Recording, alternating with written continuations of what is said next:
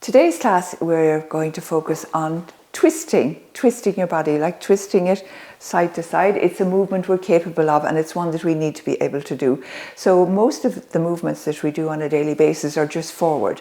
We never go side to side in any way. So this is all going to be about that kind of movement. So what muscles facilitate that kind of movement? Well, first of all, your spine does, needless to say. It has to be capable of movement. It's only the muscles that support it, though, of course, that move it. So we're talking primarily today about our oblique muscles, and they're the ones to the sides of your waist. So we're going to work on ways of strengthening them and how to keep your body loose and fluid. And it's also a protection against injury, because if you bend down to pick something up to the side, or say you're gardening, and it's that bending and rotation that very often catches us. So you present then with lower back pain. And this is one way of strengthening the muscles that allow you to be able to do that movement. We can do that movement, but very often if we do it repeatedly, say like digging a hole in the garden, or weeding, or standing up and putting stuff in a wheelbarrow, or even basic stuff around the house, you'll often find that oh my goodness, what have I done now? And you end up feeling really, really tight in your lower back. And this is just a way of keeping the mobility in those muscles, and I can give you little ways of strengthening them as well. So that's what we're going to do today. A nice little short video on twisting and strengthening your oblique muscles. So we're going to begin with something really simple, a really simple twist. So you're just going to we've done this in one of the classes before, but it's just a way of warming up that twisting movement. So take your right hand to the outside of your right thigh and use your left hand just to twist. And that's the first of those movements we're doing. So you can feel that twist in your lower belly, let's say, but I want you to think about trying to keep your belly button forward and making the movement through your thoracic spine, your upper back. And then inhale back to the center, and then let's twist around to the other side. So you might find one side a little bit tighter than the other. So there are two things we do. You inhale to lift and you exhale to twist. So it's a little double movement.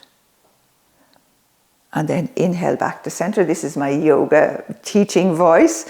We'll twist to the other side. Inhale, lift, and exhale to twist. My kids tease me about it all the time. My yoga voice, inhale back to center. And I try to make it normal as I can, but I don't know. Anyway, inhale, lift, and exhale to twist. And then just one more time to the other side. And we're lifting and twisting. And then inhale back to the center. So you're going to slip off whatever you're sitting on and lie down on your mat. And then just going to bend your knees. And we've done this before, I think. But anyway, it's always worthwhile. It's one of my warm-up things in the mornings. Elbows on the mat, hands on your tummy, chin tucked to your chest. And you're going to rock your knees side to side. And this is a warm-up for your lower back. It's a warm-up for those oblique muscles. So you'd always begin by doing it nice and easy and gently, and then you'd gradually increase that. And just make it a little deeper, maybe a little bit faster. So what you're doing is getting that movement, just allowing it to be natural, to be fluid, not jerky, just simple twisting through all that area of your body. And then I would always finish off by bringing my knees in towards my chest, my palms on top of my knees, and rotating my knees around my hips. So again, just massaging out your lower back. I'm always careful to protect my lower back. And then from here, I'm just going to slip over onto my right side, and I'm going to start strengthening through that area of my body. So I'm going to lie down, put my head into my hands, and I can use my left hand here just for balance. So I'm on my right side, and I'm going to lift my left leg up and bring my right leg up to meet it. And I'm going to keep my left leg where it is, and I'm just going to keep bringing my right foot up to meet it. So I am working on both sets of obliques here. So I'm working right here into those muscles. You can probably feel them like I can, on the leg that's up, the left leg, and on the leg that's moving. And then I'm going to do the two of them together. and just move them up and down. And that's really good bit of strength work for there. And then I'm going to pedal them backwards and forwards. And again, getting mobility into it. And then, as always, there are ways of progressing this. So I can take my hand out at shoulder level with my palm facing down and take my left hand to my left temple. And then I'm just going to bring my knees into my chest. And this is more movement for that strength. These are strengths now, as opposed to flexibility. And then I can take it a little bit further if I want to. So I'm going to extend my hand. You can't see, it's gone off camera now a little bit, but what harm? You know where it is there, somewhere in space. And then you can bring your feet up, your hands up to meet your feet. So you can see what you need to see. And this is a really strong, just body weight movement for your obliques. And then I would just switch my body around to the other side. And I would do the same on the other side. So begin with 2 feet together, resting my head on my hand, and then I would bring my right leg up and then bring my left leg up to meet it. So keeping your right leg steady and just bring your left leg up to meet it. And this is also exercising control. There's nothing like being able to control your body. And then I put the 2 feet together and lift them both up. So I can really feel that on my oblique muscles, that are really working. And then if I want to advance it, always bring that hand forward so you have the support of your shoulder. Right hand to the outside of your right temple, and then bring your knees in and out and in and out and in and out. And then taking it a bit longer, you can see my hand this time, and bring it up and up and up. And then I would slip up onto my side, and I would take I do it this way first. I put my left hand down and stretch up my right, another side body stretch, and then I would put my left hand down and I would come right up and down.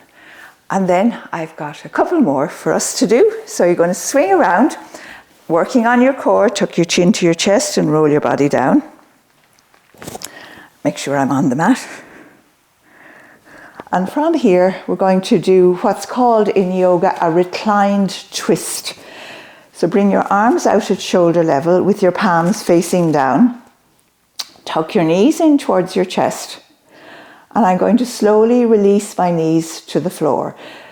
So the closer you have your knees to your chest, the more difficult this becomes. The further away they are, the easier it becomes. So you choose where you think you want to be, because you want your legs to be able to get onto the mat, but you want your shoulders to remain on the mat.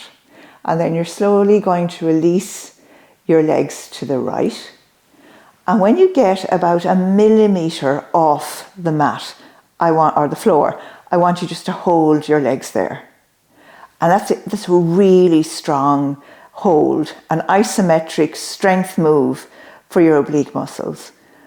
And don't hold your breath, just keep it there for as long as you can, where it's hardest, and then release. And I really like this move because it includes both strength and lengthening of the muscle. So when you have your knees just barely off the mat, the muscles are at their extreme, and that's where you want the strength to build from. So when you're twisting in the garden or you're digging or something like that, you're going to have the strength to be able to sustain those moves. Coming out of this exactly the same, barely lift them about 1 millimeter off the mat and hold. Again, maybe for a count of 10. And then slowly bring your legs back to the center. I can feel all of that work. And then always resting in the center, because remember this is a spinal twist as well. And then you're going to slowly lower to the left. If your legs don't come the whole way down to the mat or the floor, put a cushion or a bolster underneath them, because you want to be able to get the relaxation as well of the stretch. Then as you're lowering, you're going to hold them about 1 millimeter off the mat. And you're going to probably find one side harder than the other. Probably, if you're right-handed, you're probably going to find it harder this side. And then when you're done that little strength move, you just relax into the stretch. And you can hold this stretch for as long as you like, because the stretch is easy. And then to come outward, barely lift your knees off the mat. And then hold again for about a count of 10. And then slowly bring your legs all the way back up to the center. I would just relax at the center. And then I want to show you where you want to be able to get this stretch, where you want to aim for in terms of the flexibility of this stretch. So the one that I practice quite regularly is this one. I stretch my right leg out on the mat. I take my left leg up to the ceiling, and then I rock my body over, and I hold on to my left toes with my right hands. And now I'm stretched right across my obliques, right down the outside of my IT band, with my left shoulder still on the mat.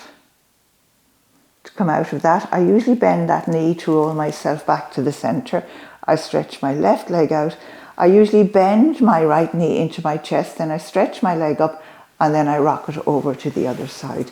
And the secret to this is that you keep your right shoulder on your mat.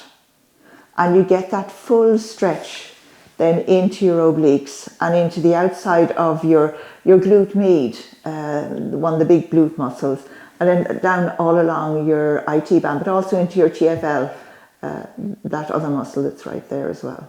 Then I usually bend my knee, bring my knee back into my chest, and then stretch my leg out. And as always, I would stretch my arms up over my body, and I would find the length in my body. And then to finish this one off, I come into a banana shape with my body. And this is stretch. So with my body fully stretched on the mat, I take my legs to the right, and then I take my arms to the right. I cross my left ankle over my right, and I hold on to my left wrist with my right hand. And I have a full side body stretch. And then coming back into the center, I would stretch out at the center, big long stretch at the center, and then my legs to the left, my arms to the left, right ankle over left, hold on to my right wrist with my left hand.